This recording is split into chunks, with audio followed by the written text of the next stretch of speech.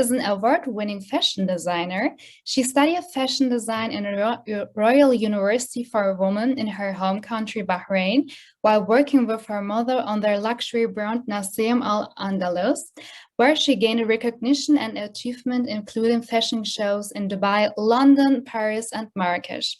Haya has always been interested in environmentalism and sustainability. After graduation, she launched Nesma Studio, a brand that focuses on slow fashion, upcycling, and sustainable fashion. She's currently studying sustainable fashion in London College of Fashion and uses her platform to raise awareness about climate and social issues. She is a member of Fashion Revolution Bahrain and the Manama chapter of Global Shapers. And this is why we as the Women Leading Forward initiative are privileged and very happy to have you on board today as one of our speakers. And with this introduction, I would like to hand over the floor to you, Haya, and to hear your experience and this type of leadership. Thank you so much, and I'm happy to be here, and thank you for giving me the platform to speak. I am from Bahrain, and I'm originally half Bahraini, half Moroccan. My mother is Moroccan, and I grew up the eldest of 5, and I grew up with a mother who was a housewife for most of my childhood. But for my mother, she always loved fashion, and she always used to take me with her to kind of create these pieces, and she had like a sewing machine. So for me, growing around fashion was something very natural, but it was never a career choice for me. So this is my drawings. I think I was about 6 or 7 then. And my mother kept that just as a momentum, like something to remember, like when I used to love drawing and stuff. But every time they would ask me, when you grow old, what do you want to work, as we do as kids? And I would say, I want to work in something in design. But as I reached high school and I was getting good grades and I got a scholarship in architecture, so I completely forgot about fashion or that dream of working in design. So I ended up studying architecture. During that time, my mother started a small business just for her as a hobby, and it was supported by my dad. And I was spending more time at the shop than I was at school. And she encouraged me to switch to fashion design. And we only had one university in Bahrain that teaches fashion design. So after 3 years of doing architecture, I decided to make that switch. And this is from my experience studying fashion. So I was working and studying at the same time. I think I was working from 2009 till now. I'm still working and studying. So I love being busy, basically. So this was from my graduation project, the picture in the bottom. But speaking of our brand, like I mentioned, my mother is Moroccan and she loves the heritage and craftsmanship, and she wanted to introduce it in a different way, in something new. And we received a lot of backlash for that, because the idea of saving tradition as is, and also the idea of having women working, and especially for fashion, because it is not considered as a career choice or something that could lead to a future in our region. When you think of working, you think, okay, I'm going to be a teacher, or I'm going to be a doctor, or I'm going to be a lawyer. Thinking of fashion is not something sustainable on the long term financially. So we went from this, where we did photo shoots in our own house, and I was just taking pictures, to this. And this was in Dubai, this was in France, and this was in Marrakesh.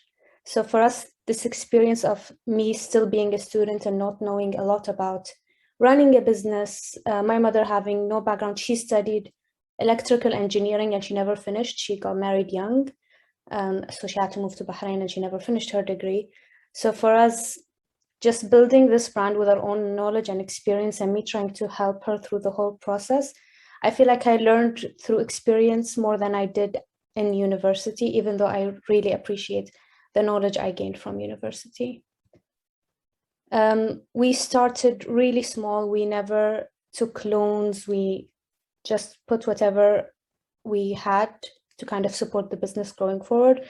We started with 3 tailors and sourcing everything between Morocco and around our region, mainly from Dubai, because that's where the fashion industry is in our region, to having fashion shows where we started in Bahrain, then we kind of moved to the UAE, moved even further, and we had our fashion shows around all these countries. And I think for us, a changing point was having a fashion show in the Eiffel Tower. We are the first designers that had a fashion show in the Eiffel Tower in Paris in 2014, and I was still a student also back then. And we managed to participate in the Fashion Haute Couture, Paris Fashion Haute Couture Week in 2017. And we also did fashion shows in Harrods in London and another one in the Bulgari Hotel. So for us, it was a very organic growth. And where I stood with my mother, she had a natural way of designing and working with fabrics and the construction. So I had to take more of a management role, and I had to learn how to run a business. I had to do PR. I had to write my own press releases, basically do everything. I went from being a photographer to being a photographer assistant to doing videography, editing. So you're put in a position where you need to learn to do everything A to Z, especially when you're running your own business and slowly growing our team. I think we're about 25 right now, where we do all our manufacturing in-house in Bahrain, and we have a small team in Morocco that does all the handwork. We were lucky enough to work with Arab celebrities in our region, famous singers, TV presenters, and it's nice that they've approached us and not the other way around. And I think that also speaks to the power of social media, where we used that. I think I signed up to Instagram in 2012. That was when we first created our account, and that's where we kind of got a lot of recognition and TV interviews and all of that. Leading to 2019, where we received the award for Best Fashion Brand, and I received the award for the Best Fashion Designer. During my time in university, I started to get interested in environmentalism, and I remember we had a small project about sustainable fashion, and that intrigued me, and I wanted to learn more, because obviously being an environmentalist in your own lifestyle is something, but then switching it to your business, that's a big step. So I always wanted to create my own brand, sort of my own aesthetic, where it is, yes, very much involved with my own culture and heritage, but it still has my own values and things that represent me as a designer and as a person. So that's when I started my own brand, Nisma, which is a slow fashion brand focusing on social issues. And I would use every collection to support a social cause. So I did one with building a classroom in Zanzibar, and the Marrakesh collection was in collaboration with the village in Marrakesh that fosters abandoned kids, which is a taboo topic. But for me, I feel like using this platform to push forward these topics is really important, and also introducing sustainability, which is not something very common in our region. So this brings me to my activism. Throughout all my work, I felt that I managed to create a platform where people know who I am, or I might have a bit of an influence, because obviously fashion is looked at as this amazing life, or it's a lot of pretentiousness, for being honest.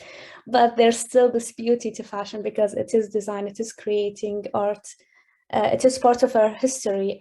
Whenever we look back to history, we look back at what people wore, and I feel like fashion reflects the journey that people went through in time. So I wanted to use my platform for good, and I'm lucky enough to be a member in the Global Shapers community, and I was in charge of the shaping fashion for the last 2 years. And I'm also a member of the Fashion Revolution team in Bahrain, and I'm trying to use my platform as much as I can to kind of spread awareness and just educate people about the issues that we face in our industry, and how we can try to do better as consumers and use our voice for the greater good.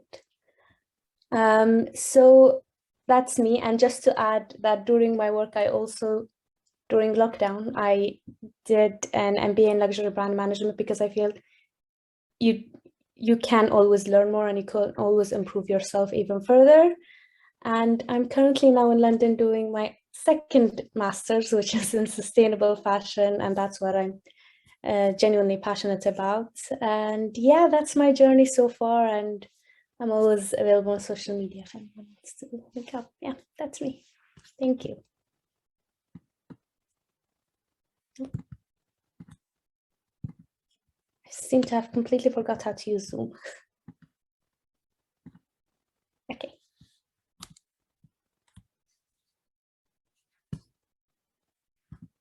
Bushra, your mic is we can hear you. Oh, so sorry. So again, thank you, Haya. It was wonderful to listen to you and your perspective of what a good leader means and how you also established your business.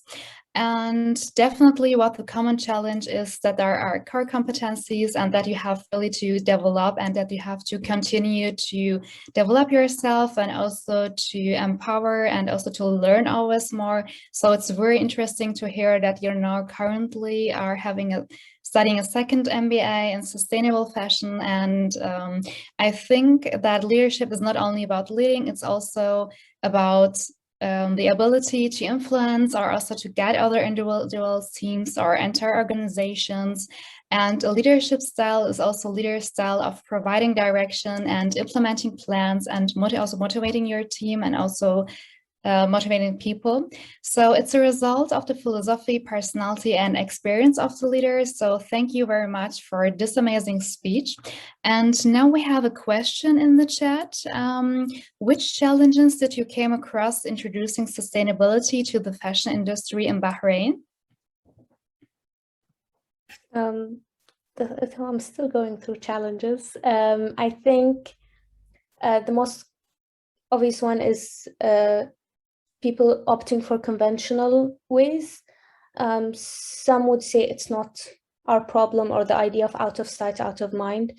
So the fashion industry in Bahrain is very much all the franchises, all the big brands, fast fashion brands. And when people would pay attention to the sustainability problems, they would say, okay, what can I do? Or it's harder to kind of live a sustainable lifestyle. So even I think that's the most major issue, is people tending to just think, okay, we know this problem, someone else is going to solve it. And just getting people to care enough about the topic. And also for me, because I work in luxury fashion, so it's even a harder audience. And I did my dissertation around sustainability awareness within the luxury consumer. And it's the same. They said, oh, that's the fast fashion companies, when in fact, luxury fashion companies are just as bad. So trying to change their mindset is a bit of a challenge. I can imagine that it's really hard to be there in the luxury brands, but it's also be a sense of good leadership when you have the ability to develop, or also you took the initiative to make the best of it. So thank you, Haya, for answering the questions. So we also have some other questions, but we will address them at the end of the event at the networking session. So it was very interesting to listen to you and how you did integrated all concepts of leadership styles. So we will now quickly switch and move to the second form of leadership, which is the community style of leadership, and to share the experience with us and other inspiring and enthusiastic leader like Bushra Kamiloğlu. So I would like to firstly introduce her. So Bushra Kamiloğlu is working at Microsoft Turkey as Customer Success Account Manager. Prior to this role, she was project manager in the defense sector. She has also experience in multinational environments with global companies like Boeing and Volkswagen. She is a community champion and a global shaper in the Ankara Hub since 2015, and also a climate reality leader since 2018. She studied materials engineering in one of the top universities in Turkey, and then she pursued an MBA degree. She's holding a black belt from World Taekwondo Federation, and she's also a passionate Argentina tango enthusiast and an amateur astronomer. So we are now looking forward to hearing from you to share your leadership style and what you do think about community leadership styles. And I will hand over now the floor to you, Bushra. Thank you so much. My surname friend Bushra for the introduction. Hello everyone from Ankara, Turkey. Here we have a lovely evening, a little bit cold outside, but a nice winter time actually. And first of all, by the way, thank you to Düsseldorf Hub and Büşra for inviting me to this amazing session. I'm so happy to be here with you today. And Haya, your speech is so inspiring. I loved it. Thank you so much for being here as well. And you already gave the introduction, Büşra. I would like to also introduce myself again, then come to your question. So briefly say, I'm a customer success account manager at Microsoft, but don't be upset or worry about if you don't understand what my role is. I know that this is just a, just a silly title, maybe. You can think of it as just an account manager, maybe. I'm working for Microsoft for like 3.5 years. And before I was working as a project manager in defense company, more than 4 years. As you mentioned also in the beginning, I have experiences in multinational companies. I had a chance, short-term experience in Volkswagen and Wolfsburg, worked in Boeing company, IBM, and now in Microsoft. So I'm very familiar with the corporate life, as well as the local companies in defense industries. I work for them or I work with them, so I can say that I'm pretty much work with many companies in Turkey as well. And I studied materials engineering, but never practiced it.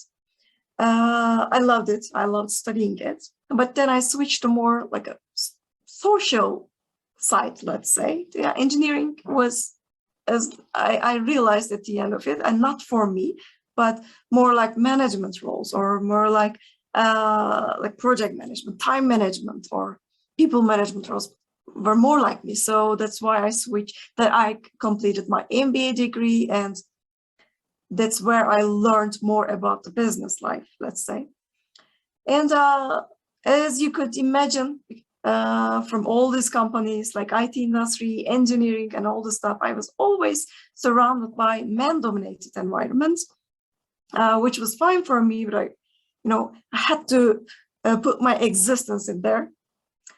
And last, but maybe the most important side of me, besides my corporate identity, is that I'm also a global shaper. I'm a part of Global Shapers community since 2015. I was one of the first members of Ankara Hub, the founding members of Ankara Hub.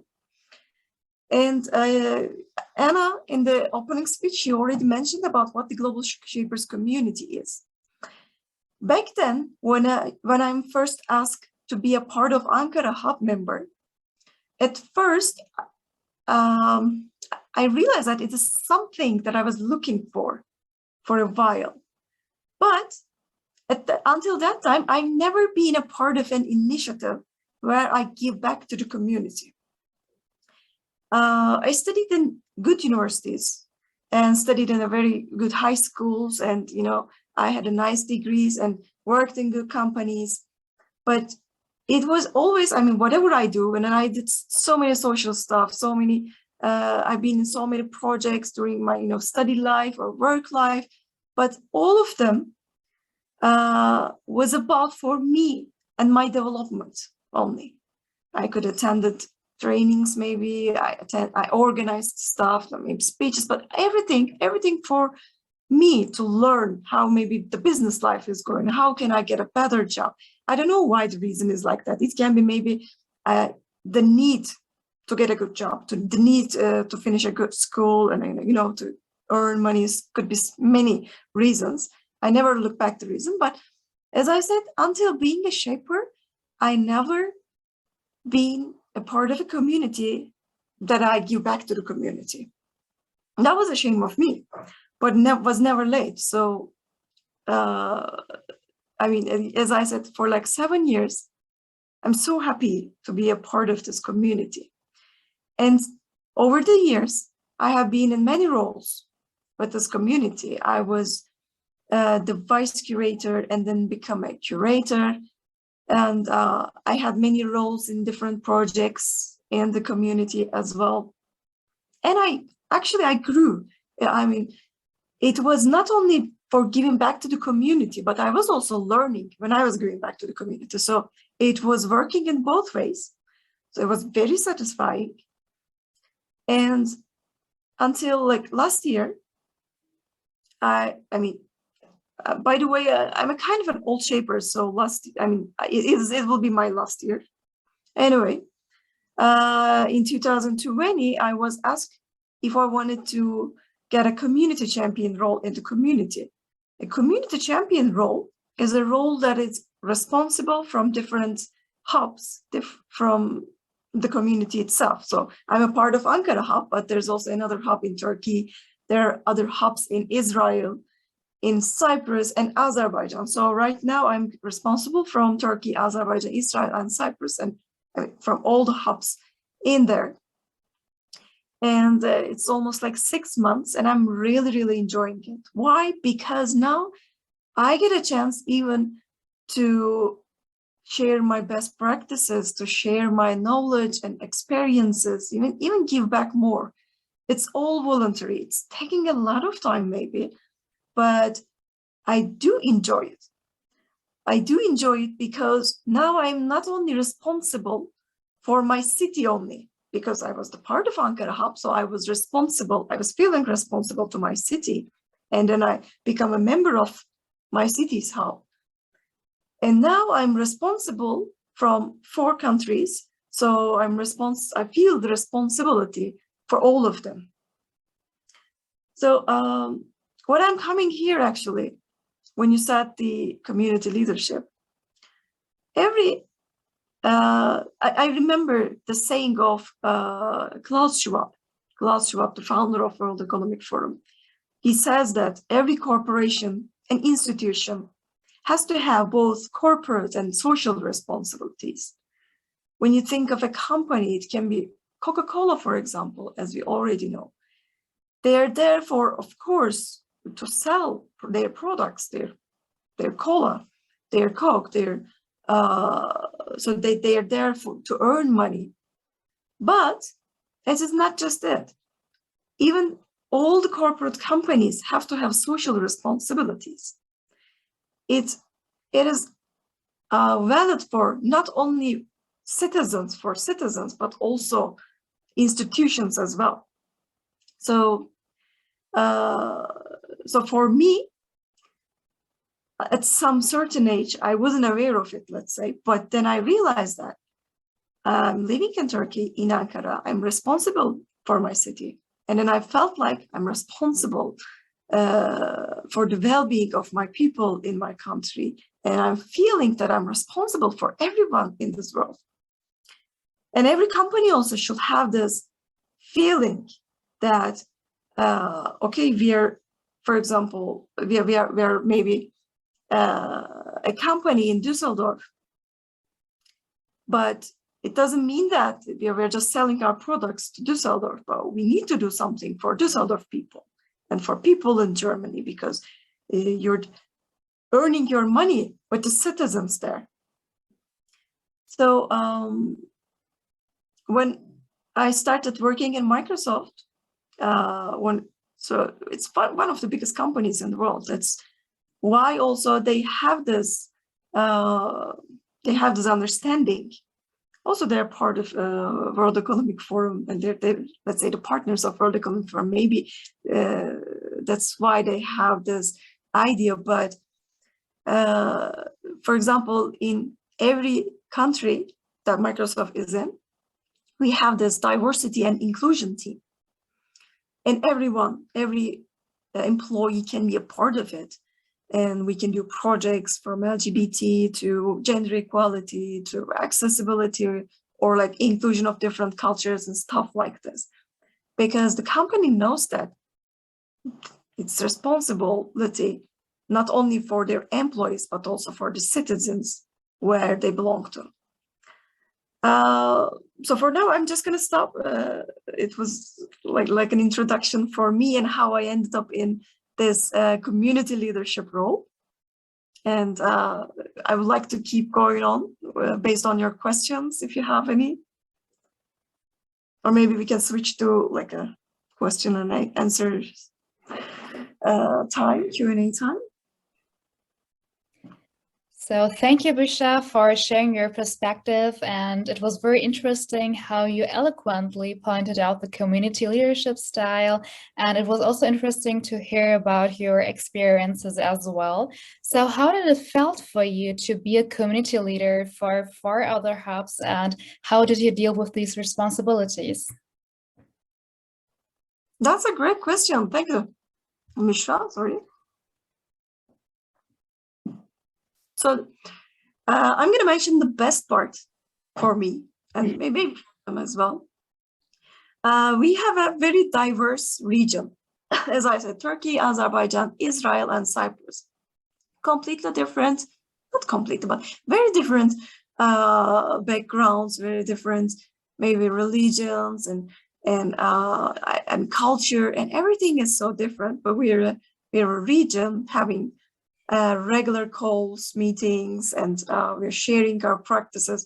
But this makes us this makes our region more beautiful, maybe than other regions, maybe similar to each other. I love it. That's why I love it. I enjoy it because we get a chance to share our culture, to share our experiences even more.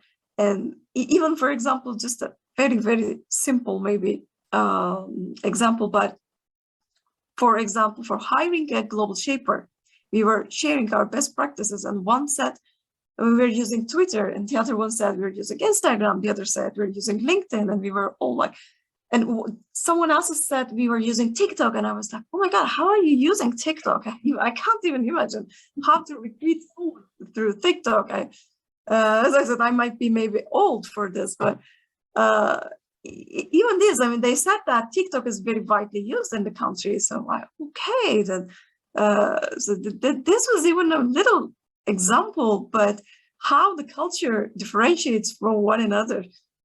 So the beauty is the diversity in it. That's how I love it in this way. And that's maybe why I love Global Shapers community as well. You might be also experiencing it in many online meetings. Hopefully, at least one of you as a shaper could have joined one of the international sessions, but when you become a part of it, you realize how big the world is. I mean, you really feel it in your bones, in your muscles, and everywhere in your body. So it is not easy to work in such a diverse group. Sometimes it is challenging because each of us have different opinions, different looks, but it is also makes it beautiful and compelling to work with them. Hope I could have answered your question. So thank you. It was very interesting, and also the answer too. So we are very lucky to have this amazing combination of your booth today, Busha and Haya. So thank you both for your today's speech and talks. So in that case, we also realized that how we can handle with the same issues in a very different way. And we now have some questions for both of you, so you can alternate among each other which of one you wants to answer. So what values are most important to you as a leader? So Haya or Busha, so which one of you wants to answer these questions? The question was, what values are most important to you as a leader?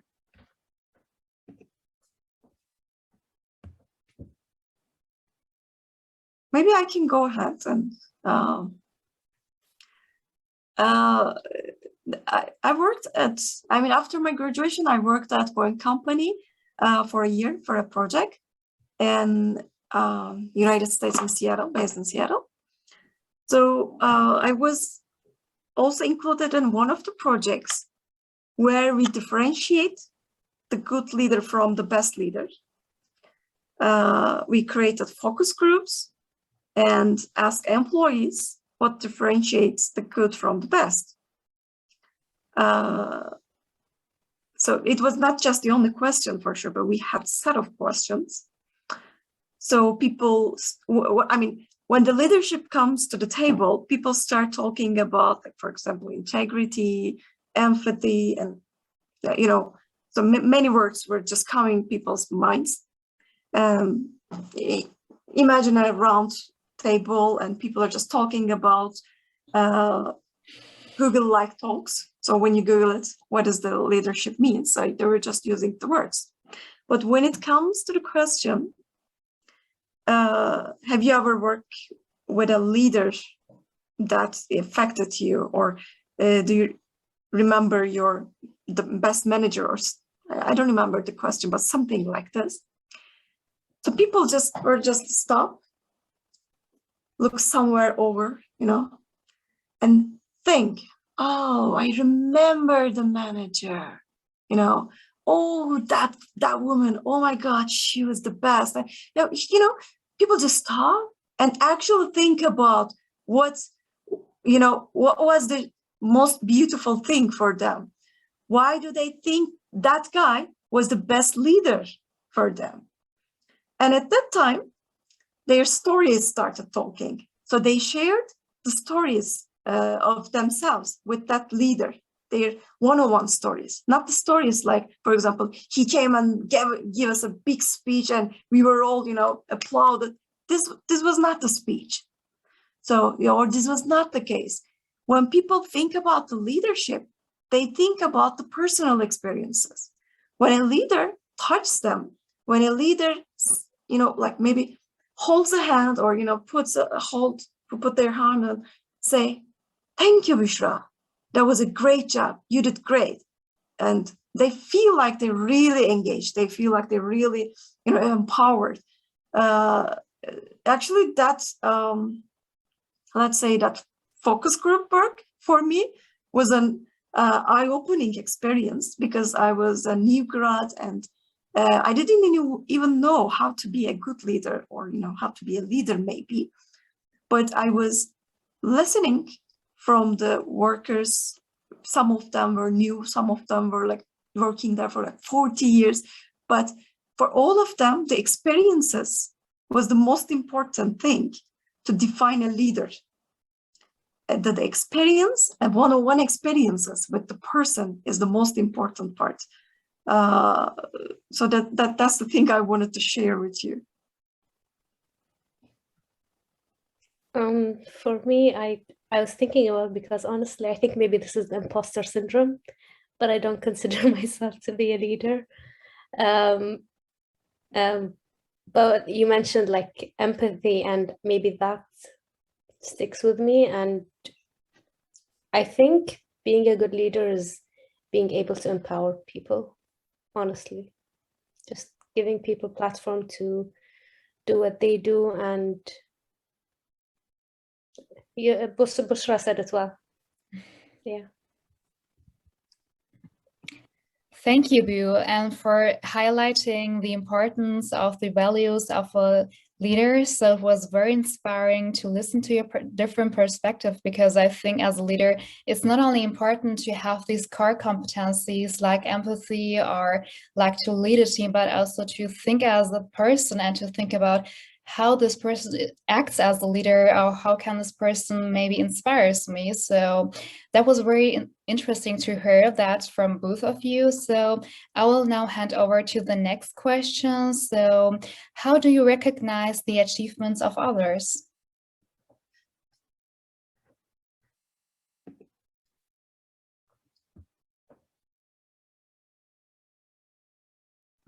Can you elaborate more on that? Yeah, for instance, when we work together within a group, and you see that a person in your organization or within your team has an achievement. So how do you, in particular, can you recognize this, and how do you say you have done a good job, or how do you motivate your team? I think that's another good question, Büşra, by the way. So sorry, Haya, if I interrupt you, by the way, I just wanted to jump in and say a little bit. So that is actually differentiates from culture to culture, what I see. For for example, in our culture, when you do your job, for example, like someone tells me to do something, and if I do it, this is something that I should do. So no one has to say a thank you to me because I already did what I am required to do. And in some other cultures, people say thank you, even though you do the thing that is supposed, that you're supposed to do. So, I mean, am I clear? Maybe it might be confusing, but so, I mean, in at least the corporate life, what I see is, as I said, I mean, it differentiates from culture to culture, but there are some people who thinks that, of course, this is your job, you should do it. And once you do it, that's it. I mean, we don't recognize it as a success. We don't recognize it as something valuable. This was the thing that you should do. But there are some other people, there are some other cultures, people think that, of course, this was something that you should do, but you did it. I mean, you might not be able to do it. You may not finish it on time, or, you know, you wouldn't do it that good. So thank you. This was really valuable. This was, you know, this was really successful. And if you even, you know, put more on it, of course, you would be recognized. But again, a personal experience from me. I work with different managers believing in thank you or not believing in thank you, let's say. So what I realized that I'm a person who is motivated with a thank yous, actually. So when I finish something, I wait for an applause, maybe. I wait for a thank you, maybe because of my generation. And some, you know, maybe Y generation and Z generation, they also love to be, you know, to be applause, let's say. Might be generational difference, but, or maybe my personal experience, but I love it. I love, you know, people smiling and people giving energy and recognizing that, recognizing whatever we do. So actually, I try to implement it in the hub, in my work life, in the culture, you know, in the corporate life, wherever I am. So when I ask someone something and they return to me with an answer or with a job done, I recognize what they do. I gave them a thank you. Maybe I CC'd their manager. I maybe highlight their work in the social media or in the, you know, maybe WhatsApp group with a bunch of people.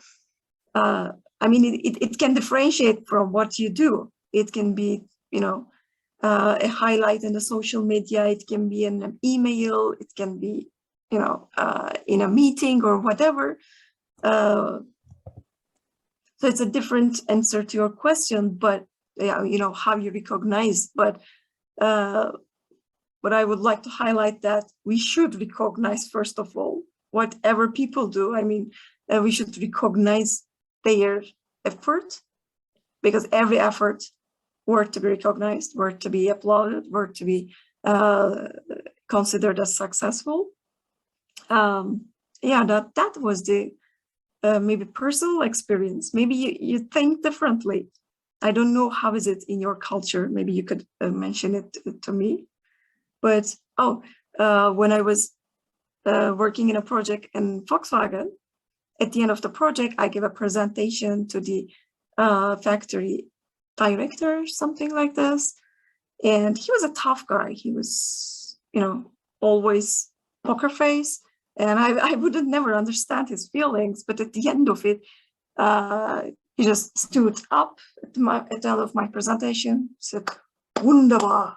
And I was like, okay, I did it. I was like, oh, that was even enough for me, you know.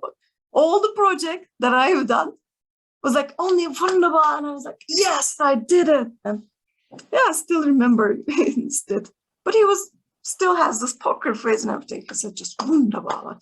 That was enough. yeah, I'm sorry for making it maybe long. I mean, do we have time? But we have. Okay. I completely agree with you about also it being cultural. And I feel also as women, we tend to do things without expecting any recognition or any, just a simple thank you. We just do whatever we do and we don't take compliments. And I noticed this with my own team because I have women crafts, the craftswomen, and then I have obviously male tailors or male craftsmen. And whenever I would compliment the women for their work, and they're simple women, they just do they sit all day just doing their hand embroidery. They get shocked. They're like, oh, I did good. So I feel it's always good to encourage them, to push them forward, challenge them even, and always recognize their work and show them that they are important and they are part of the team and they're the reason why we are being successful in the end as a whole company. So yeah. That's a great point, Haya, by the way, what you said about women and men, the difference. Yeah, women tend to be more humble, or maybe feel humble, let's say, being recognized. Yeah, that's actually what I also realized in work life as well. And maybe that is what makes women putting them behind some stuff. So that is a very good point, by the way. So yeah, the point of recognition is very important, I think, because it's also cultural. I definitely agree with both of you. And regarding to your question, Bushra, how it's here more in the European region, I can say that's very important, the recognition and saying thank you for every little thing you're doing, for every little work you're doing here in Europe. You're saying, so thank you for everything. And I really appreciate it because unfortunately, you cannot see this point in other cultures. So it's really, they think, oh, you have to do this job and it's okay, so I don't have to give you recognition. But I think that it has something motivating when you say, so thank you, you have done a good job and we really appreciate the work you're doing here. So I think also to motivating and to bring a team forward is something that leadership is making. So I will also go to the last question. So what is the most difficult part of being a leader and how do you deal with obstacles or how do you deal with conflicts within a team? It's a tough question. I think motivating the people around me and keeping the momentum going, keeping the high spirits. I mean, I've never had a job other than what I do. I've never worked for anyone else other than my parents. So I might not have similar experiences to other people. So trying to be the manager, be the person that runs the team and just being a part of the team. I remember starting when I was younger, when I was working, I would do like the minute work just because they needed help. So that's one way that I kind of overcome obstacles because I made them feel that I am part of the team in the end, and whatever we do is we're doing it as a team, and it's not just me sitting in an office and saying, okay, I need this work done. For me, that's a big thing of being a leader, is putting yourself within the team and doing the work with them. But as an obstacle, I'd say just being as motivated and showing them that you are motivated even when you have days off, keeping that great attitude and being there for everyone.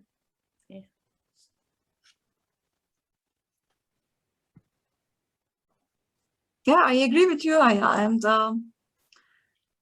And as you said, like empowering, energizing, or engaging, and these are really most important things for a leader or for a manager to have. And it applies either you're a shaper or you're a mother at home, maybe, or you're working in your company or running your company or working for someone, I think it is always the same. So the most maybe difficult thing is, I mean, since you're working with different people, maybe diverse people, could be even way more diverse than you think, you have to always consider that you have to approach them differently. Some people maybe, maybe more shy than others, let's say, or maybe, so you have to talk to them when in person. Some people like a thank you note, some people like to be recognized, some people like to be sometimes harsh words, let's say. So, I mean, people differentiate from one another, and for a leader, it's really difficult to keep it in balance. And sometimes, we see that people micromanaging stuff. It's not being a leader, it's like managing stuff. But when also you do the micromanagement, you realize that you're doing the job yourself or only yourself, and you're not allowing it to anyone else. So this is a really an important line between really being a good leader or just doing it yourself. At the end of the day, you can realize that even maybe in your hub, you sometimes realize that you're leading a project and you realize that you're the only one in the project, or you're the only one who works in it, and there's no one left behind you and there's no one following you. So it's important to keep everyone on the same page, to keep everyone motivated all the time, and to keep everyone feel engaged, feel included. And when you feel that everyone in the group could loudly say what they really believe. And I think that's the time that we can understand that we really created an inclusive environment. Inclusiveness is the most important part, and everything is related to each other. If you're not creating a diverse and inclusive environment, then you're not creating a safe environment, and people don't trust each other, and people don't trust you, don't follow you, and the system crashes. So it's like a system that is connected to each other. There's not only one difficult thing. So for a leader, we could like count maybe 5 or 10 difficult stuff that they have to maintain, like engagement, inclusive environment, empowering people, and so all of them has to be in balance.